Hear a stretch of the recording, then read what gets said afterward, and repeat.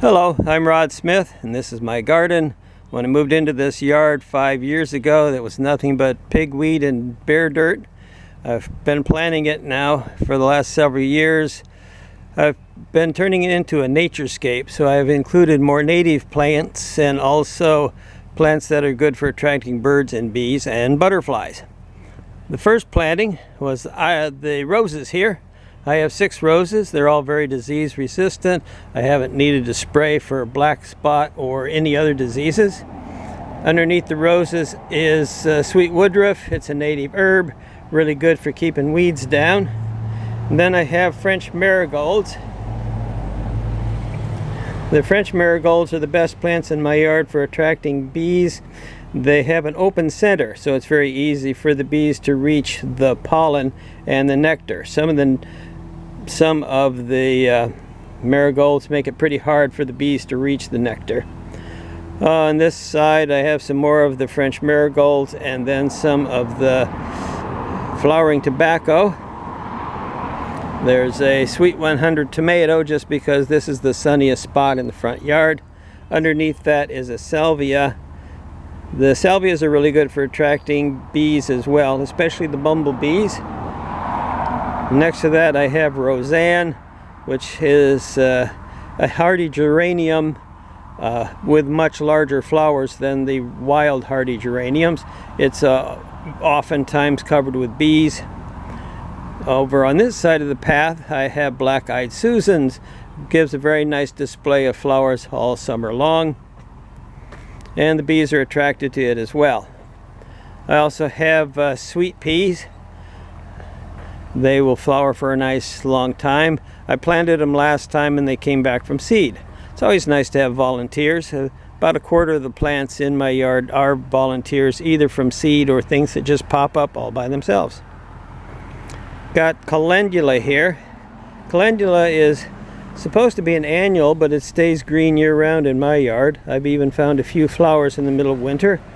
And underneath are some strawberries. These are a day neutral variety, just popped up all by itself.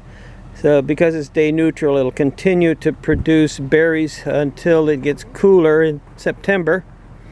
Over on this side there is a collection of irises, quite a few different colors. Of course they're all done blooming, but I do have some hollyhocks in here that will continue to bloom all summer. Another long blooming plant is penstemon. I've got a couple of different varieties here, but the blue ones are especially good for having a long blooming season. Now here is a native shrub, the Philadelphus louisii. It's a native mock orange, has very fragrant flowers in early summer. And there's also a northern red oak tree here. Not native, but it will produce acorns for the squirrels. Underneath are ground covers. Well, there's another iris that volunteered all by itself. And then there's blue star creeper and sedum. And then red flowering thyme gives nice color in the late spring, early summer.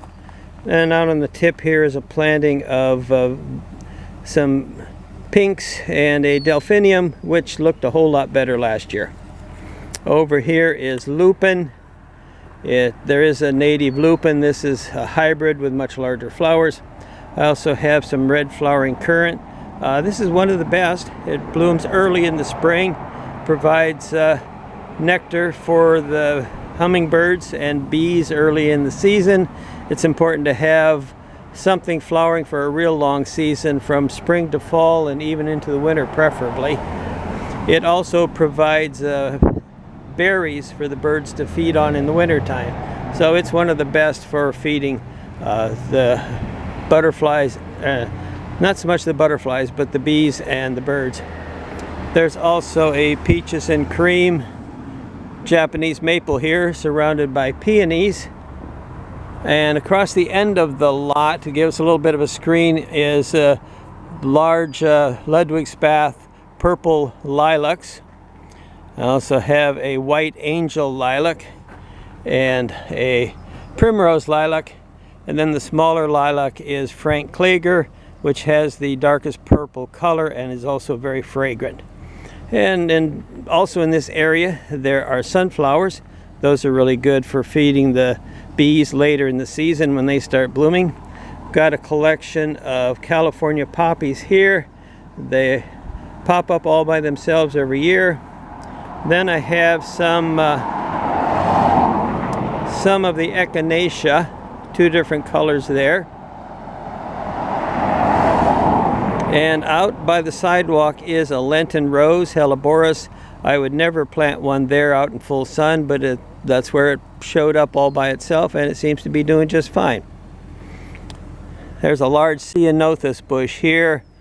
It's great for the unusual blue flowers. It also makes a good screen between our yard and the busy intersection. Now you can see here the path. That's kind of the centerpiece of the garden. Everything flows around the path. But I put a break here in the path because I wanted a place for the excess water in the center of the yard to drain out. And I put a nice stepping stone there to cross the gap on. Unusual plant here. This is an Oregon myrtle. Grows native down in southwest corner of Oregon. The wood is beautiful. It's used for making bowls.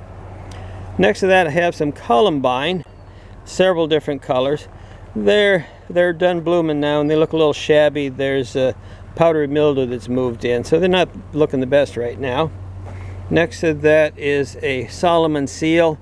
This is the true Solomon seal, has rows of flowers that hang underneath the leaf stalks. Now over on this side is a planting of wood sorrel. I gathered these from the woods. I also planted a thimbleberry here, but it got to be too large and invasive. I had to take it out. This is evergreen huckleberry, native to the Oregon coast. Does have berries on it. Not this year, but eventually it will. Next to this we have Goose Goes Walking. These came out of my mother-in-law's yard, so we've transplanted these to 3 different houses now. Got to keep them going. Over on this side is Bishop's Hat, or it's a great plant for dry shade. Most tolerant that I've ever found. It's great for underneath Douglas firs and also under spruce trees. Epimedium is another name for it. Some more of the flowering tobacco, pink and yellow here. Now this is a nice fall sedum, just starting to show a little pink color. It will show a lot more color in about a month or so.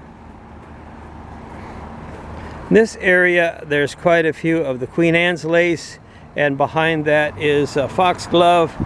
I do like the Queen Anne's lace and the foxglove, but they produce way too many seeds and it can become a weed problem. So I cut off all of the flower heads before they drop seeds on the Queen Anne's lace, and the foxgloves I just cut everything back. I just leave a couple of the flower stalks. That produces plenty of seeds for them to come back year after year. Got another black-eyed Susan here, and underneath that are some pinks. The pinks have a long blooming season. I also have a forsythia, nice yellow flowers. This is one of the first things to bloom in my yard every year. Underneath that there is lemon balm in a pot here, and around the edges of the pot are lemon thyme with the green and white flower, green and white leaves and the white flowers. That has a nice lemony taste to it. It's good to add to cooking recipes. Here I have a spearmint. The spearmint has these tiny little flowers, but there is a tiny little sweat bee that is just the right size to feed on those flowers. And then I have monarda, or bee balm. the bees are really attracted to it as well. The nice thing about when the bees are busy collecting the pollen and the nectar, you can get really close to them. You can get within a few inches of them and get a good, nice look at them. Study them up close. So that is my garden. I've enjoyed this garden more than any other garden I've ever had, and I hope you enjoy it too.